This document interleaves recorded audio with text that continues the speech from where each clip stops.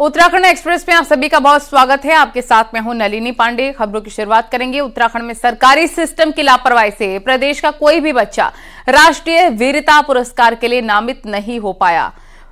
File की late लतीफी और जिम्मेदारी नहीं लेने पर मुख्यमंत्री पुष्कर सिंह धामी अब एक्शन मोड में हैं और जल्द अधिकारियों पर गाज गिर सकती है। हालात ये रहे कि न शिक्षा विभाग, न महिला बाल कल्याण विभाग और न ही पुलिस से लेकर जिला प्रशासन ने 6 से 18 साल के ऐसे बच्चों की लिस्ट बनाई जो राष्ट्रीय वीरता पुरस्कार के लिए भेजे जा सके। सिर्फ लेटर इधर से उधर घूमते रहे और इसलिए अब सीएम धामी ने इसका संज्ञान लिया है। जल्दी ही जिम्मेदार अफसरों पर बड़ी कार्रवाई हो सकती है, जबकि अफसरों का कहना है कि उन्होंने चिट्ठी लिखी थी लेकिन कुछ नहीं हुआ, यानी कि सिर्फ चिट्ठी लिखकर अपने काम को अधिकारी सही बता रहे हैं। नहीं, ये सब प्रकरण सभी ध्यान में आए हैं और जहां पर भी इस प्रकार की चीजें आई हैं उन सब का उत्तरदायित्व फिक्स किया जाएगा और हमारा है कि नो पेंडेंसी रखी जाए, उस पर हम सख्ती से काम करेंगे। ये बाल कल्याण परिषद को भेजना था और सीओज को हमने सबको पत्र लिखे हैं और मुझे लगता है सीओज ने भी सभी जगह पत्र लिखे होंगे। अब अगर बच्चों के कोई नाम नहीं आए हैं तो क्या कारण रहा होगा? क्या कोई बच्चा ऐसा था ही नहीं कि जिसने वीरता के जैसा कोई काम किया हो? तो इसमें हम सीओज से पूछ रहे हैं। देहरादून से बड़ी खबर। लोकसभा चुनाव की आचार संहिता से पहले सरकार विधानसभा के 2 अलग अलग सेशन बुलाने जा रही है। पहले सेशन में यूसीसी तो दूसरे सेशन में सरकार बजट पास करेगी। खुद मुख्यमंत्री धामी ने सेशन की बात पर मोहर लगा दी है।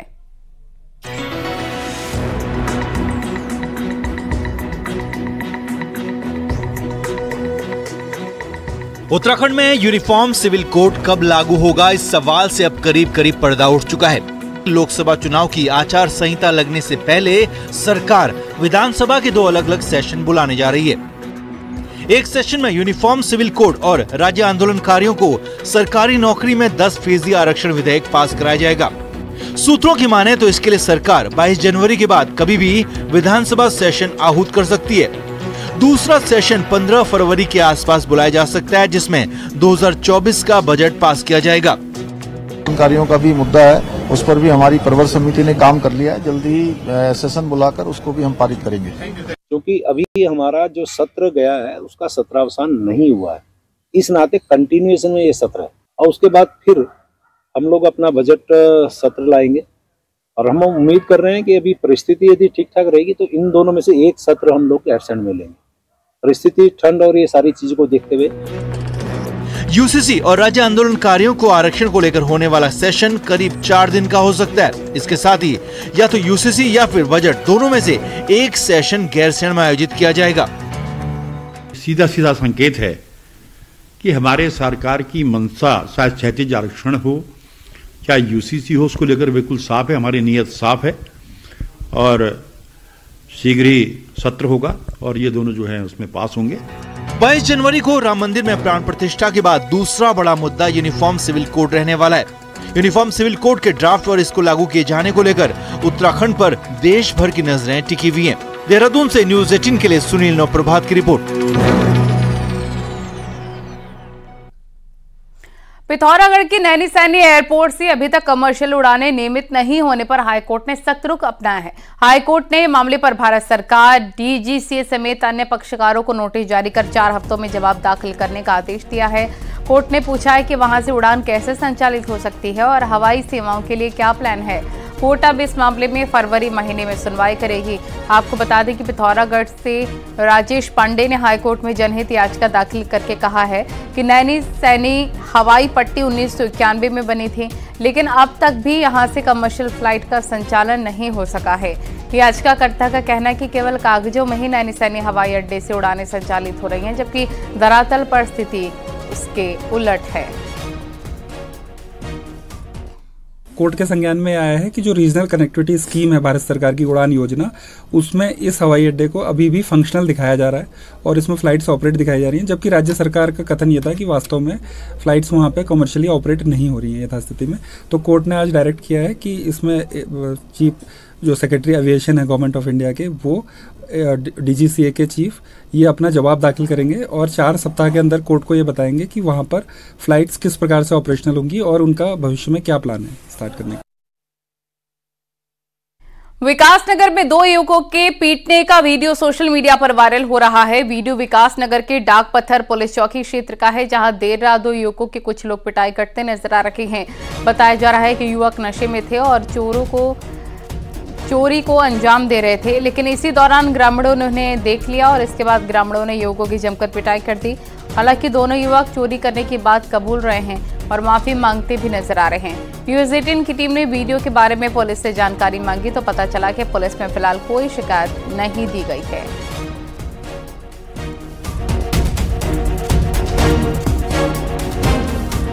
वायरल वीडियो के संबंध में हमारे किसी भी पुलिस थाने, चौकी, सर्किल के किसी भी पुलिस थाने, चौकी आदि पे कोई भी कंप्लेंट अभी प्राप्त नहीं हुई है। यदि कोई जो भी पीड़ित है, अगर इसमें कोई शिकायत करता है तो विधि अनुरूप कार्रवाई की जाएगी।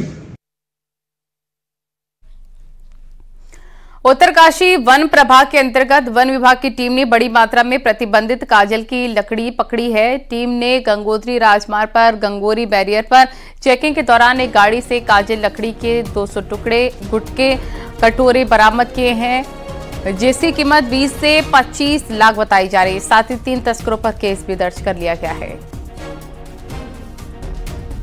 हमारी गंगोरी जो कर्मचारी तैनात है वहाँ बैरियर पे, उनके द्वारा जो एक वाहन जो है आ रहा था, उसकी चेकिंग की है। चेकिंग के दौरान जो है एक कांजल के गुटके उसमें पाए गए हैं और जिसके अनुसार जो विधिवत कार्रवाई आगे की जा रही है। शहरी विकास मंत्री प्रेमचंद्र अग्रवाल ने गुरुवार को देहरा खास एरिया में चल रहे सीवर निर्माण कार्य का औचक निरीक्षण किया। इस दौरान मंत्री को निर्माण कार्य में भारी लापरवाही देखने को मिली। सड़कों पर कई जगह आधे अधूरे काम को देखकर मंत्री भी भड़क गए और अफसरों को फटकार लगाई है। साथ ही 1 महीने में काम दुरुस्त करने की चेतावनी भी दी। मैंने पाया कि इसमें बड़ी खामियां हैं। जिस प्रकार से ड्रेनेज का, सीवरेज का और सड़क का काम इसमें होना था, तीनों में ही मुझे ऐसा लगता है कि आज मैंने इनको बहुत कड़े शब्दों में कहा है कि इनको ठीक करिए, क्योंकि कहीं बैरिकेटिंग नहीं दिख रहा था, चैम्बर आपके उठे हुए दिख रहा था और नालियों में भी प्रॉपर काम नहीं हुआ। ऐसी स्थिति में मुझे इनको कहना ही पड़ा कि आप सुधारिए, नहीं तो मैं सुधारूंगा। लोकसभा चुनाव के मद्देनजर बीजेपी ने अपने 7 मोर्चों को सक्रिय कर दिया है। देहरादून में बीजेपी की 3 सेशन में हुई मीटिंग में मोर्चे के पदाधिकारी अलग अलग मीटिंग भी करते नजर आए। मीटिंग में भी ये तय हुआ कि विपक्षी दलों की रणनीति को जनता को बताया जाए और इसके लिए हर जिले में बीजेपी अपने सम्मेलन का दूसरा चरण फरवरी से करेगी। मुख्यमंत्री का कहना है कि उनकी पार्टी जनता को भरोसे में लेकर काम करती है और आगे भी यही करती रहेगी।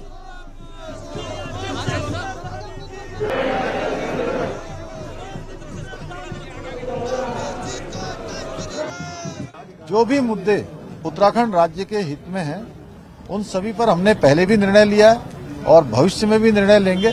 लोगों को भी विश्वास है कि करती है, करेगी, किया है, करती है और करेगी, सिर्फ भाजपा करेगी। पूरे प्रदेश में करोड़ों की विकास योजनाएं चल रही हैं, लेकिन इन विकास योजनाओं के शिलान्यास और लोकार्पण के तरीके सत्ताधारी बीजेपी के ही विधायकों को रास नहीं आ रहे। आखिर क्या है इसकी वजह, इस रिपोर्ट में देखिए। आप उसका उद्घाटन करने की बात अलग है, लेकिन कम से कम आप उसका शिलान्यास जिस दिन कर रहे हैं, भूमि पूजन कर रहे हैं, उस दिन कम से कम जो है हमें बता दीजिए। हम सांसद जी को खबर कर दें, वो नहीं आ पाएंगे, हम आ जाएंगे, वो ये मतलब उसके लिए भी तैयार नहीं है। ये नाराजगी बीजेपी के लालकुआं से विधायक मोहन सिंह बिष्ट की है, जो अपने इलाके में हो रहे सरकारी कामों के शिलान्यास और लोकार्पण में ना बुलाए जाने की शिकायत स्थानीय सांसद और केंद्रीय राज्य मंत्री अजय भट्ट से कर रहे हैं। लेकिन ये शिकायत केवल मोहन सिंह बिष्ट की नहीं, बल्कि ज्यादातर विधायकों की है। आजकल अधिकांश योजनाओं का लोकार्पण और शिलान्यास एक ही स्थान पर हो जा रहा है, तो उससे क्या है कि अब वो जो धरातल पर जहां पर के लिए योजना स्वीकृत हुई है, वहां के लोगों को जानकारी नहीं मिल पा रही है। इसी विषय को मैंने आज की बैठक में रखा है। बहुत सारी ऐसी विकास योजनाएं हैं जिनका शिलान्यास और लोकार्पण प्रदेश, मंडल या फिर जिला स्तर पर होने वाले बड़े वीवीआईपी कार्यक्रमों में हो जाता है, जिसकी जानकारी न तो स्थानीय लोगों को लगती है और न ही बीजेपी के कार्यकर्ताओं को। ऐसे में स्थानीय विधायक खफा हैं और इसकी शिकायत खुली बैठकों में कर रहे हैं। शिलान्यास अगर कहीं पर एकमुश्त कर दिया गया हो तो गांव वालों को पता कैसे लगेगा। वहां पर कम से कम भूमि पूजन जो पत्थर लगाया है उसको तो माननीय विधायक गणों से करा ले, ये मैंने आज स्पष्ट निर्देश दिया है। इस पर सब लोगों ने हामी भरी है। जाहिर है विधायक पार्टी का ऐसा बड़ा चेहरा होता है जिसका जनता से सीधा संपर्क होता है। ऐसे में जनता उनसे सीधी उम्मीद करती है, लेकिन विधानसभा क्षेत्र में काम होने के बावजूद विधायक वो क्रेडिट नहीं पा रहे जिसके वो हकदार हैं। हल्द्वानी से न्यूज़ 18 के लिए शैलेंद्र नेगी की रिपोर्ट। पिथौरागढ़ पुलिस ने कंट्रोल रूम का मॉडर्नाइजेशन किया है। करीब 30 लाख की लागत से कंट्रोल रूम को हाईटेक बनाया गया है। कंट्रोल रूम के जरिए शहर के 24 पॉइंट पर 36 सीसीटीवी कैमरे की मदद से नजर रखी जाएगी। वहीं पर पुलिस को उम्मीद है कि हाईटेक कंट्रोल रूम तैयार होने के बाद जहां ट्रैफिक सिस्टम पटरी में आएगा, वहीं अपराधों पर भी रोक लग सकेगी। शहर के 24 स्थानों पर पुलिस ने 4K क्वालिटी के सीसीटीवी कैमरे लगाए हैं।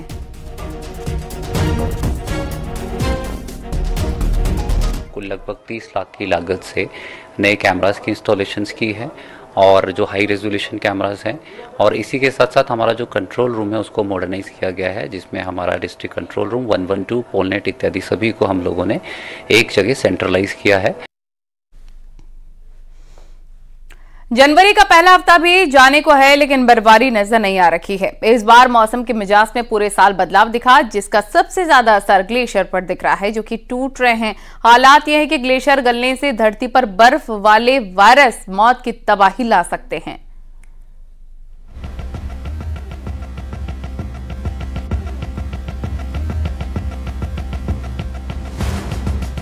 ग्लेशियरों की मौजूदा स्थिति को बनाए रखने के लिए जरूरी बर्फबारी पहली शर्त है, लेकिन इस सीजन में ऐसा देखने को मिला ही नहीं है। हालात ये कि जाड़ों में हिमालय रेंज में बर्फबारी नहीं के बराबर हुई, जबकि बरसात के सीजन में बारिश ने अब तक के सारे रिकॉर्ड ध्वस्त कर डाले थे। ऐसे में हिमालय में मौजूद सभी ग्लेशियरों की स्थिति तेजी से बदल रही है। हालात ये कि ज्यादा बारिश और कम बर्फबारी के कारण ग्लेशियर गलने की रफ्तार कई गुना बढ़ गई है। अब हालात ये हैं कि ग्लेशियर टूट रहे हैं, भविष्य के लिए बड़ा संकट बन रहे हैं। पुल जो हमारा हिमालय है वहां का ग्लेशियर का मेल्टिंग बहुत फास्ट होगा और पानी की कमी होगी आने वाले समय में।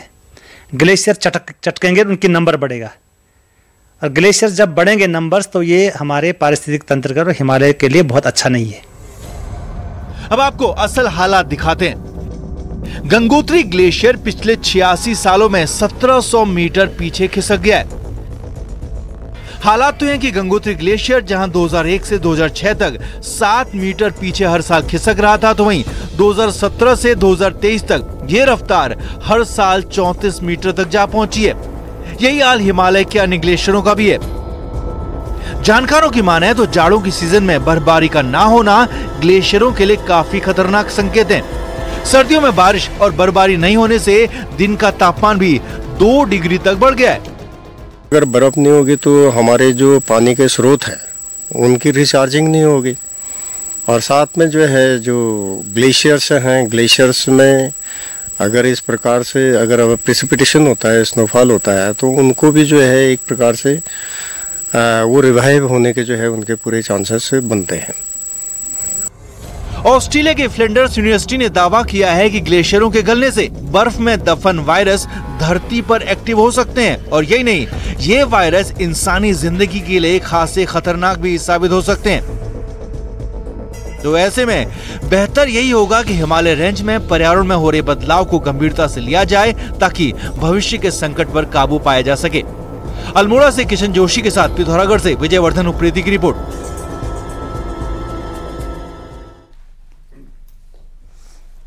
नई दिल्ली में आयोजित आत्मनिर्भर भारत उत्सव के तहत national one district one product award में उत्तरकाशी जिले को दूसरा पुरस्कार मिला है। देश भर के अलग अलग लगभग 500 जिलों के बीच उत्तरकाशी को कृषि की श्रेणी में लाल चावल के लिए यह सम्मान मिला है। मुख्य अतिथि विदेश मंत्री एस जयशंकर के हाथों डीएम उत्तरकाशी अभिषेक रोहेला ने अवार्ड लिया। मुख्यमंत्री ने राष्ट्रीय स्तर पर मिले इस सम्मान की सराहना की है और राज्य जिले की टीम को बधाई दी। साथ ही कहा कि टीम वर्क से आगे भी इस तरह के नए उत्पादों को राष्ट्रीय स्तर पर पहचान दिलाएं।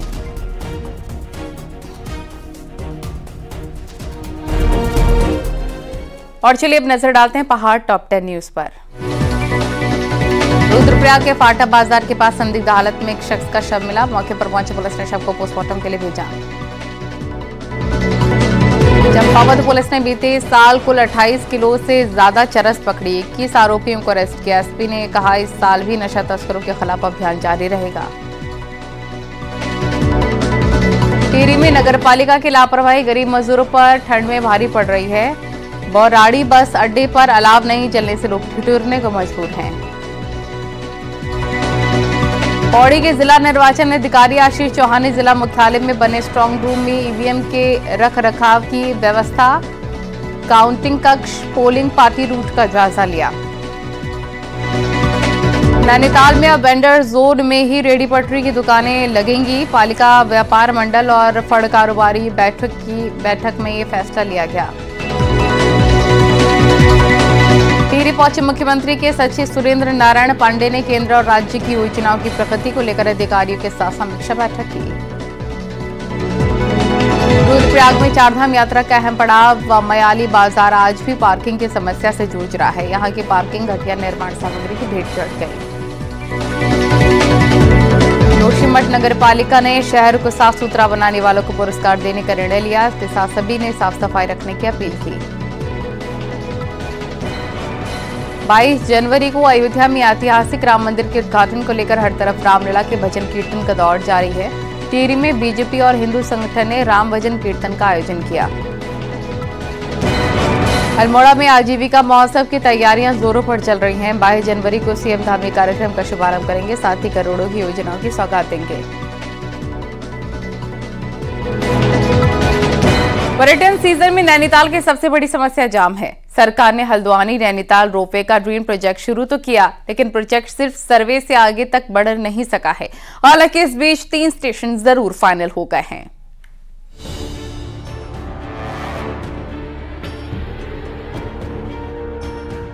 नैनीताल शहर में जाम की समस्या से निपटने के लिए हल्द्वानी से नैनीताल तक रोपवे का प्रोजेक्ट प्रस्तावित है, लेकिन साल 2019 के बाद अभी तक सिर्फ जमीन का ही सर्वे किया गया। पहले चरण के सर्वे की रिपोर्ट यूटीडीबी कार्यालय तक पहुंची, लेकिन वर्क प्लान अब तक नहीं बन सका है।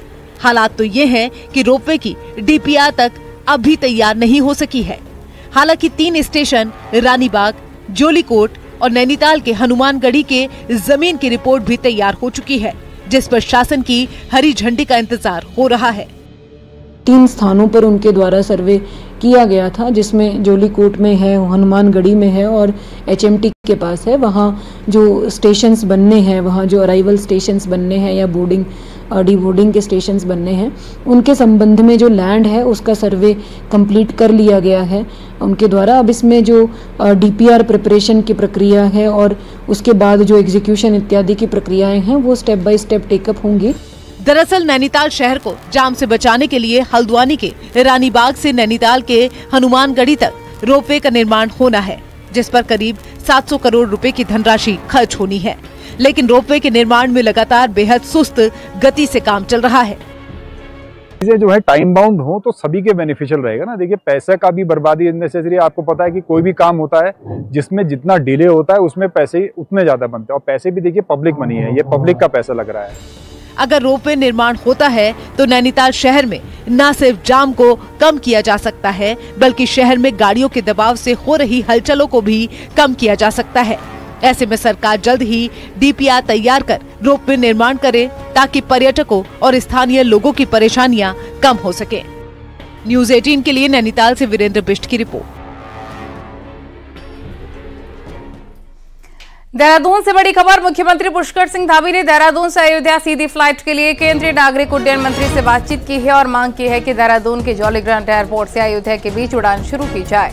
सीएम धामी ने कहा कि हर रोज फ्लाइट होने से राज्य के राम भक्तों को बड़ी सहूलियत होगी। 22 जनवरी को अयोध्या में राम मंदिर की प्राण प्रतिष्ठा होनी है और उसके बाद कई श्रद्धालु अयोध्या जाना चाहते हैं, लिहाजा दून की फ्लाइट उनके लिए फायदेमंद होगी।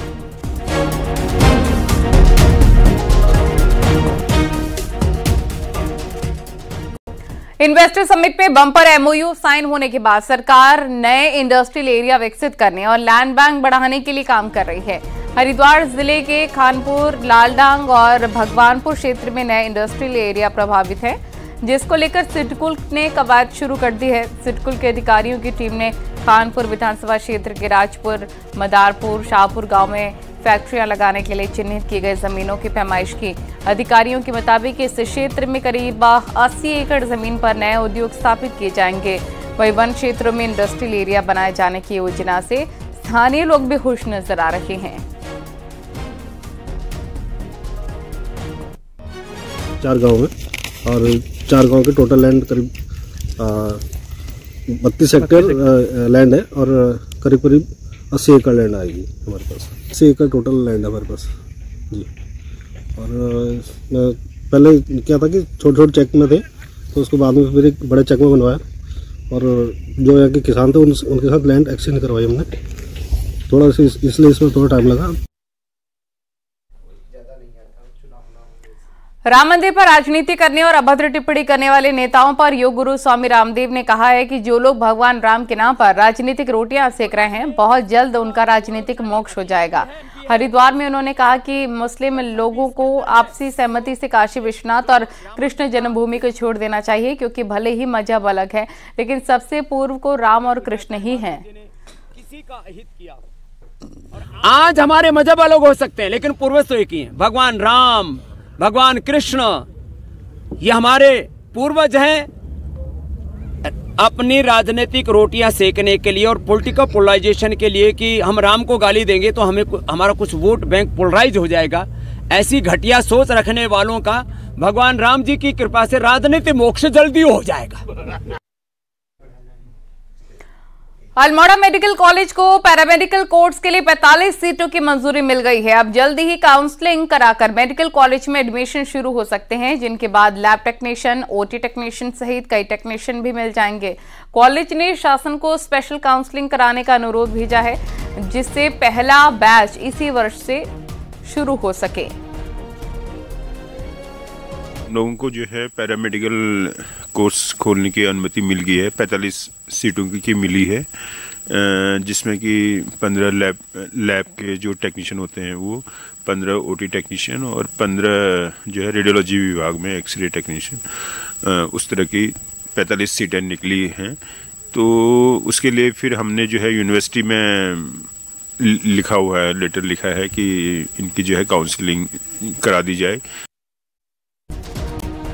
और 5 जनवरी से देहरादून में उत्तराखंड राज्य युवा महोत्सव का आयोजन किया जा रहा है, जिसका शुभारंभ मुख्यमंत्री पुष्कर सिंह धामी करेंगे। इस आयोजन में 5 जनवरी से 9 जनवरी तक देहरादून में परेड मैदान में आयोजन होगा। इसमें देहरादून के युवाओं की प्रतिभाओं के द्वारा प्रदर्शित विशाल सांस्कृतिक कार्यक्रम और फूड फेस्टिवल का भी आयोजन किया जाएगा। इस कार्यक्रम में प्रदेश के 1000 से ज्यादा युवा हिस्सा लेंगे। ये 5 दिनों तक चलने वाला युवा महोत्सव है, जिसमें हमारे महिला मंगल दल, नवयुवक मंगल दल और हमारे जो अन्य युवा हैं वो मौके पे ही रजिस्ट्रेशन कराते हुए कार्यक्रमों में प्रतिभाग कर सकते हैं, प्रतियोगिताओं में प्रतिभाग कर सकते हैं। और इस युवा महोत्सव के दौरान में हम लोगों की एक कोशिश है कि युवाओं को करियर काउंसलिंग मिल सके और युवाओं को किस प्रकार से स्वरोजगार के दृष्टिकोण से भी वो किस प्रकार से समर्थवान बन सकते हैं। तो इस प्रकार के शख्सियत को भी उन कार्यक्रमों में आमंत्रित किया गया है। विकासनगर के बाड़वाला से हरिपुर के हरिघाट तक कलश यात्रा निकाली जा रही है। हरिपुर के हरिघाट से कलश में मां यमुना के जल को एकत्रित कर बाड़वाला तक लाया गया, जहां ग्रामीणों ने 9 जनवरी तक श्रीमद् भागवत कथा का आयोजन किया। 22 जनवरी को राम मंदिर में रामलला की प्राण प्रतिष्ठा हो रही है। इसको लेकर देश भर में राम भक्तों में जबरदस्त उत्साह है। इस पवित्र अवसरों को मनाने के लिए लोगों को जोड़ने के लिए अभियान चलाया जा रहा है।